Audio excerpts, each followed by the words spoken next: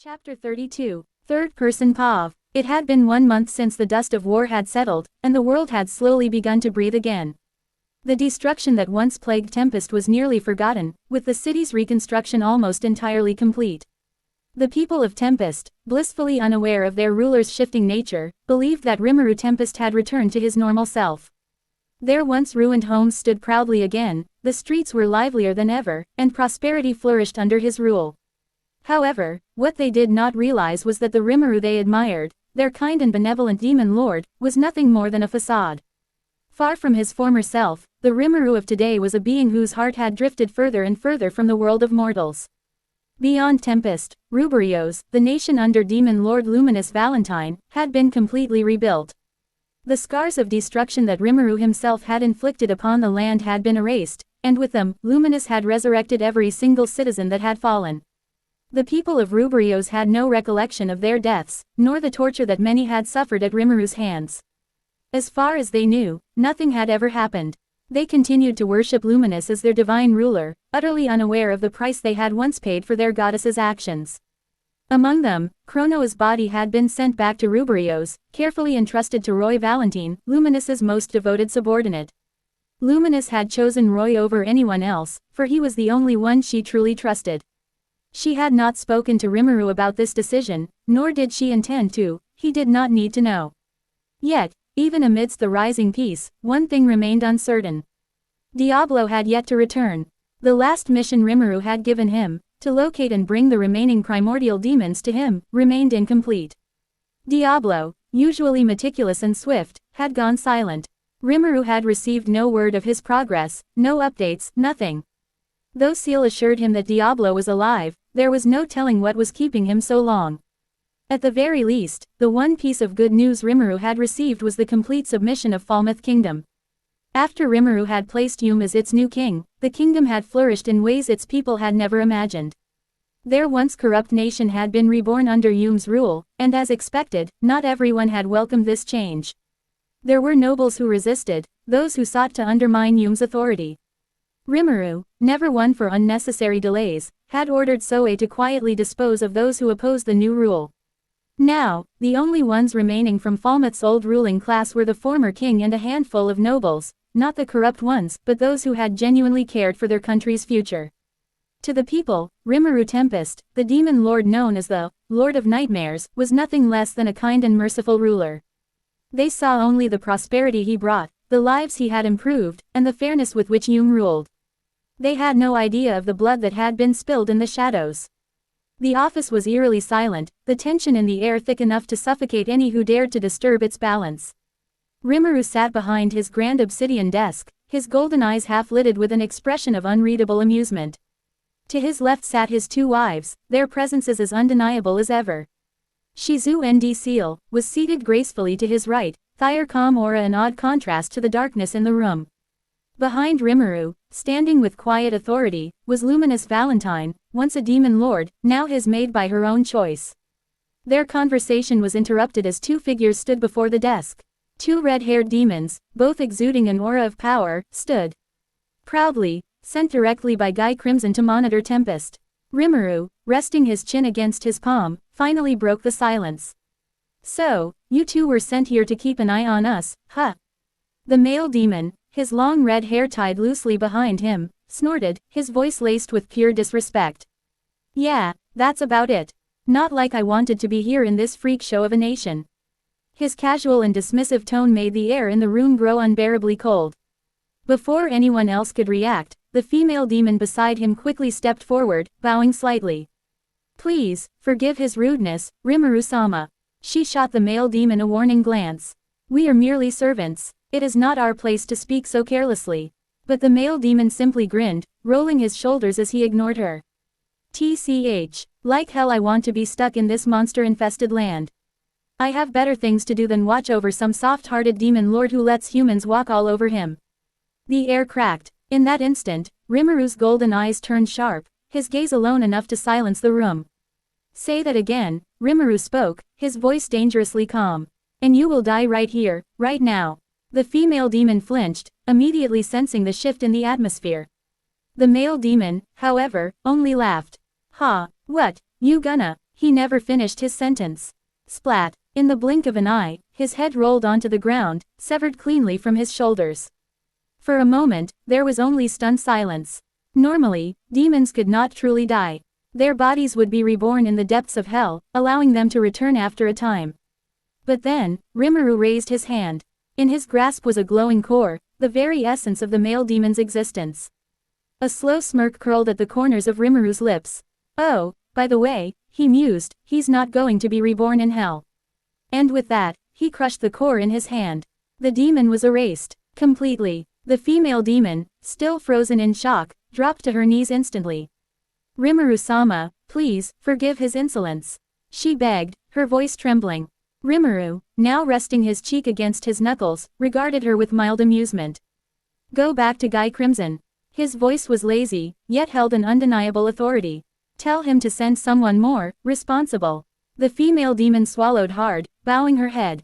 Yes, Rimuru-sama, at once. Without another word, she vanished on the spot, disappearing in a burst of red mist. As the silence returned, Rimuru sighed, closing his eyes. Seal, remind me to have a talk with Guy later. Of course, my lord. Ciel's voice purred, a hint of amusement evident in her tone. Luminous, standing behind him, smiled slightly, her crimson eyes gleaming. You're getting more colder, Rimuru. Rimuru merely smirked. Maybe. Or maybe I just stopped pretending. As Rimuru sat in his office, resting his head against his knuckles, he let out a deep sigh, his mind weighed down by the mounting concerns that seemed to pile up one after another. Just as he was piecing together the fragments of his suspicions regarding the strange turn of events over the past month, Ciel, now in her physical form, spoke up with a slightly amused yet exasperated tone. Master Milam is causing another issue at the food store. Rimuru groaned, rubbing his temples. Again, how much food can she possibly eat in a single day? Shizu giggled, covering her mouth as she exchanged a knowing glance with Ciel, while Luminous merely crossed her arms and sighed in resignation. If you want, I suppose I can take care of it, Luminous said, raising an eyebrow. Rimuru leaned back in his chair, tapping a finger against the armrest before finally making up his mind. Do me a favor, you three handle Milam for now. Faye, head to her domain for a while, and Carrion should return to Urizania. That should at least keep things balanced while we deal with Milam ourselves. Ciel and Shizu exchanged mischievous glances before nodding, while Luminous simply shrugged and replied, if that's what you want, I suppose. The three of them began walking toward the door, but just as they reached it, Rimuru suddenly called out. Luminous. She stopped, turning to face him with a questioning look. What is it? Rimuru narrowed his eyes slightly. Why do you look so worried? Luminous hesitated for a moment before exhaling softly, as if reluctant to voice her concerns. Well, you see, ever since your battle with Ivaraj, Hinata has been nowhere to be found. Rimuru's expression darkened slightly. So you're worried about her? Luminous nodded. I know you hate her, but she is one of my subordinates. So, Rimuru sighed deeply, rubbing his forehead. Yeah, I get it. He paused for a moment before waving his hand dismissively. You can leave now. Luminous, Ciel, and Shizu gave him one final glance before exiting, leaving Rimuru alone with his thoughts once more. Rimuru leaned back in his chair, staring at the ceiling as he tried to piece together everything that had happened. His plans had gone completely off track. Veldanava had shown up out of nowhere. The battle with Ivaraj had left him with more questions than answers.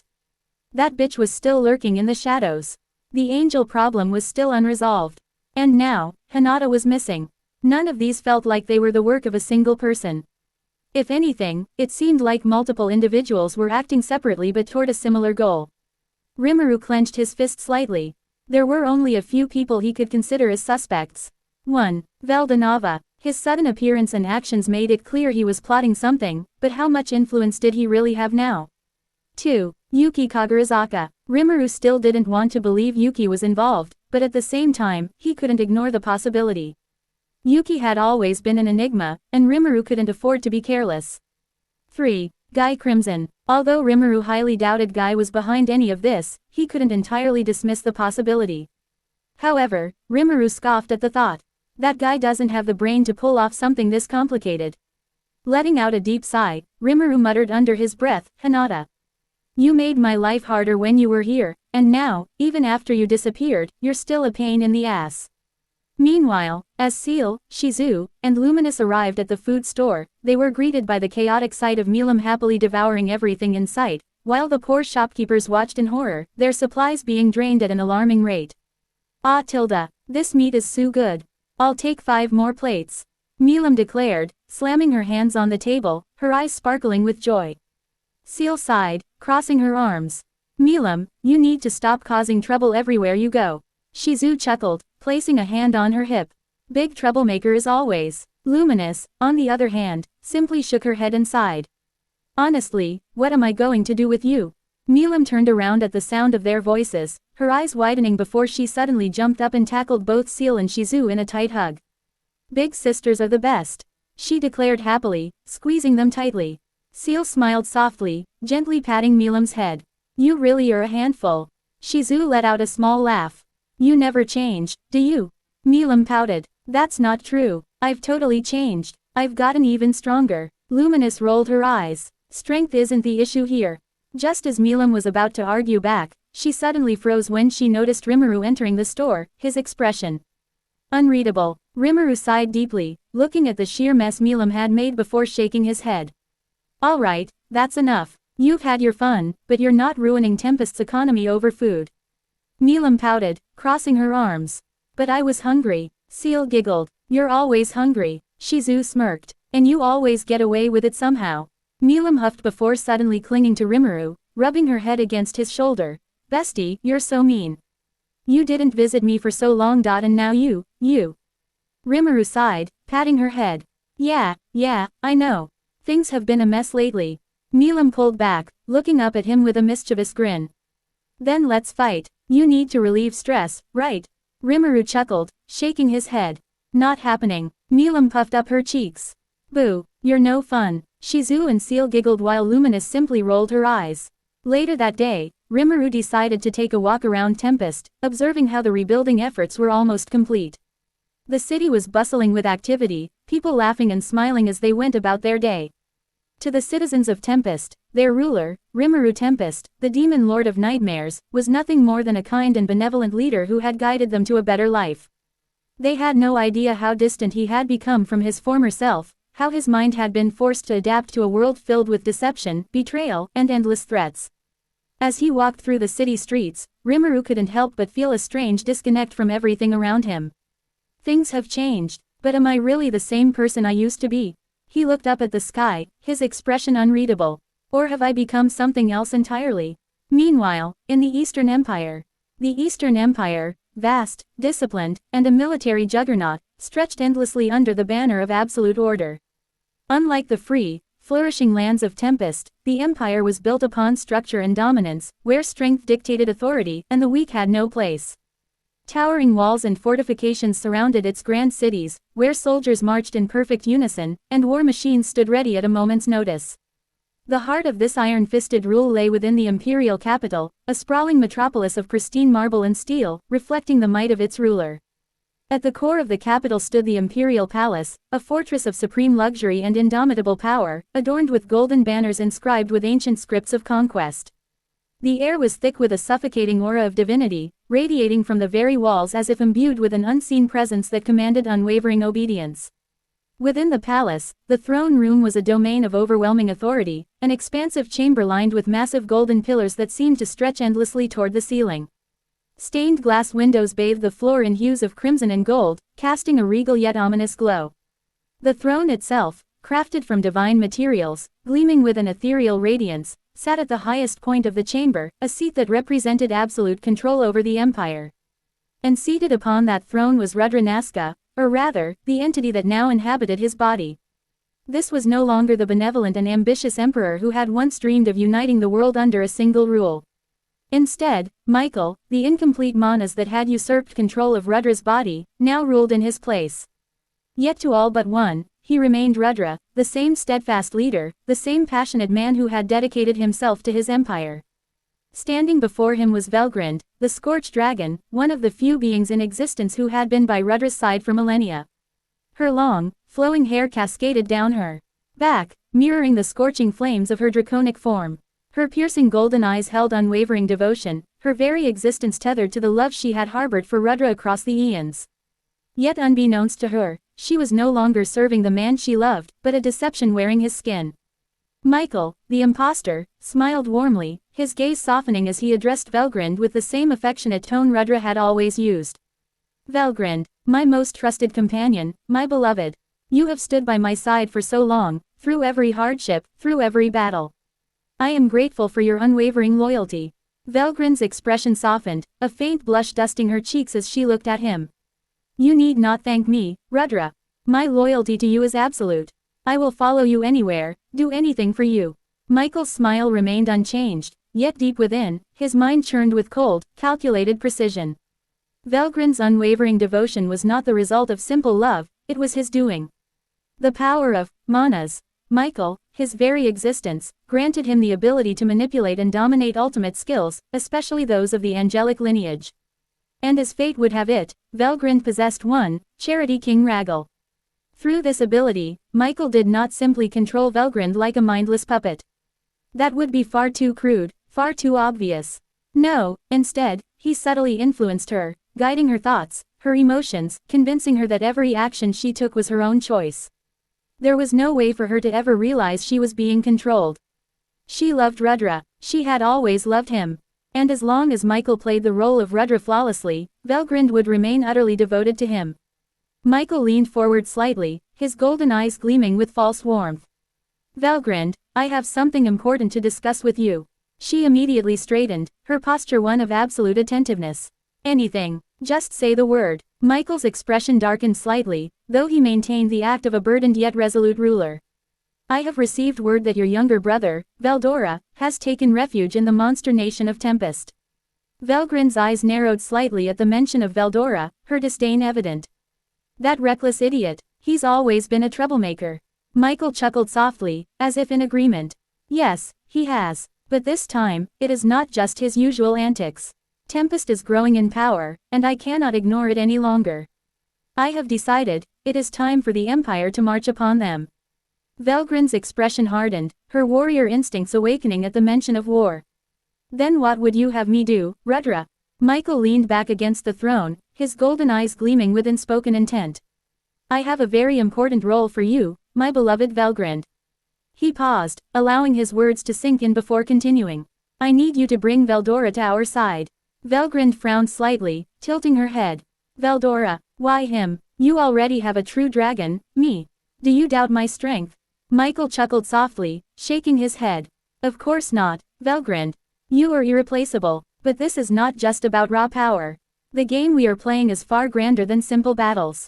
This is a war of control, a battle to determine who will shape the future of this world. Valgrind remained silent for a moment before nodding.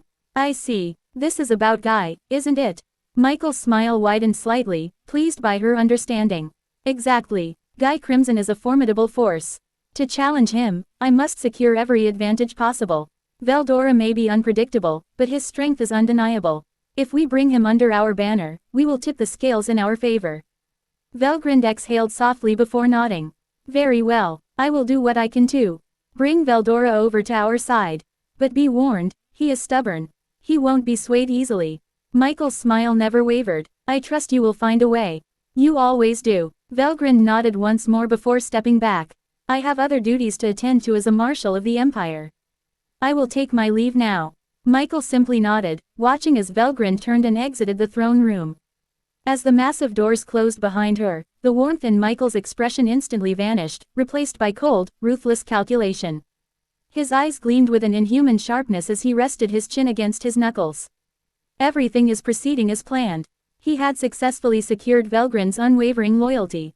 Soon, Valdora would be within his grasp. And once he had both of them under his command, the Empire's dominance would be assured. He had no interest in Rudra's dream of a peaceful, unified world. No, his only goal was absolute control. The game between Guy and me will soon come to an end. And I shall be the one to dictate this world's fate. A chilling silence filled the throne room as Michael sat upon his seat, his smile devoid of warmth, his crimson eyes gleaming with divine tyranny. Back in Tempest, a week had passed in the bustling city of Tempest, yet nothing particularly concerning had occurred, except for the lingering situation with Milam. Despite the chaos she had initially caused, things had finally settled down. In the meantime, various projects were progressing steadily. A few days prior, Rimuru and Romulus had engaged in a lengthy discussion about the creation of a fully operational RPG-style dungeon, an ambitious endeavor that had now become one of the central focuses of the city's development. Romulus, alongside Veldora, had thrown themselves into the intricate process of constructing the labyrinth, their excitement uncontainable as they eagerly worked on its design. Milam, having finally agreed to contribute in her own way, took it upon herself to capture dragons that would serve as the dungeon's bosses. Her enthusiasm was boundless, as the thought of engaging in battle and subduing powerful creatures excited her beyond reason. Meanwhile, Rimuru had already carefully selected the primary bosses that would reside within the labyrinth, ensuring a well-balanced yet formidable challenge for future adventurers. Unknown to Rimuru, Seal had successfully copied Romulus's skill, Tiny World, which would allow him to exert absolute control within the dungeon, shaping the terrain and rules to his will. However, rather than immediately revealing this newfound ability, Seal decided to keep it a secret, waiting for Rimuru to discover it on his own. On another front, Gald and his subordinates had just completed the extensive rebuilding of Tempest, restoring the nation to its former grandeur and reinforcing its defenses even further. With the city's infrastructure secured, they had now turned their attention to another grand project, the construction of the Colosseum, a massive arena that Rimuru had envisioned as a future attraction where warriors could compete, and the people of Tempest could witness grand battles. The progress was steady, and excitement was building among the residents. Most importantly, a major event was approaching. 1 month from now, the Founders' Festival would take place. This would not only celebrate the founding of Tempest but also serve as an occasion for Rimuru to publicly announce his family, his wives, and to showcase the strength of his subordinates. However, another pressing matter loomed on the horizon. A man named Masayuki, known by the title, Lightspeed, was rumored to be heading toward Tempest. Word had spread that he intended to challenge and possibly kill Rimuru, though only a few knew the truth. Masayuki was not an actual threat. In reality, Masayuki was merely a figurehead, someone blessed with an extraordinary level of luck and charisma. The true reason Rimuru was interested in him was not his power, but his reputation. If Masayuki were to participate in the dungeon challenge, it would significantly boost its popularity. The potential profit from such an event was beyond imagination, and Rimuru was already planning to take full advantage of it. Rimuru's office. Sitting in his office, Rimuru leaned back in his chair, eyes half-lidded as he processed the various ongoing matters within Tempest. For once, the room was eerily quiet. Seal, Shizu, Luminous, and Milam were elsewhere, leaving him alone for the time being, a rare moment of solitude. After a brief pause, Rimuru casually called out a name. Soe. As if responding to an unspoken command, the shadow in front of Rimuru twisted, and within an instant, Soe appeared, kneeling before him. Yes, my lord, Soe spoke in his usual calm and composed tone. Rimuru tilted his head slightly before recalling the matter at hand.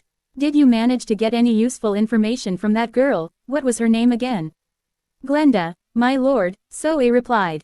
Rimuru nodded. And, she had a curse placed on her, but Shuna was able to remove it successfully, Soe explained. The curse was not something she willingly accepted, it was placed on her by the head of the Razo family. According to her, the Razo family considers Tempest an enemy. They have already made multiple attempts to undermine us, though so far, all of them have ended in failure. Rimuru narrowed his eyes, a small smirk creeping onto his lips. The Razo family, huh? He tapped his fingers on his desk thoughtfully. Interesting, I think I'd like to deal with them myself. Soe immediately nodded. As you wish, my lord. And where is Glenda now? She is currently imprisoned. Good, keep her there for now, Rimuru said before gesturing for Soe to leave. However, just as Soe was about to disappear, he hesitated. My lord, there is another matter I must report. Rimuru raised an eyebrow. Go on. It appears that a merchant from the Eastern Empire named Damrata has connections with the Razo family, Soe continued. Furthermore, I have uncovered some evidence that suggests Yuki Kagarazaka is involved with them in some capacity.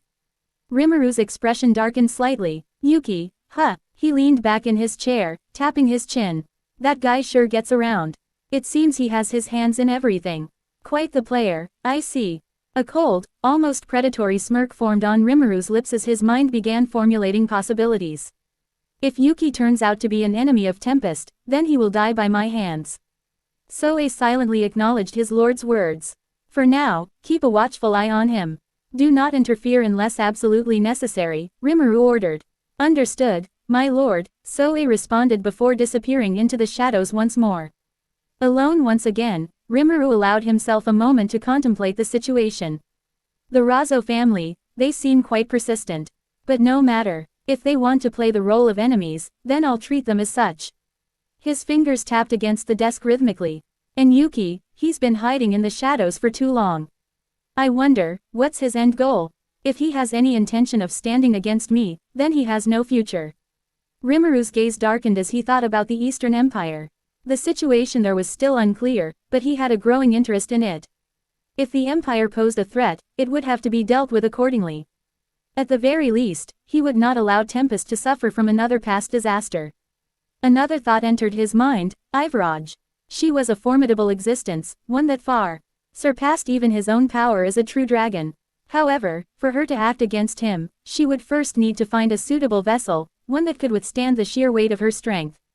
If she failed to obtain such a vessel, then she would be practically useless. Rimuru smirked. It seems, for now, I don't have to worry about her. But sooner or later, she will make her move. With a deep breath, Rimuru leaned back once more, allowing the silence to engulf him. The wheels of fate were turning, and the future held many uncertainties.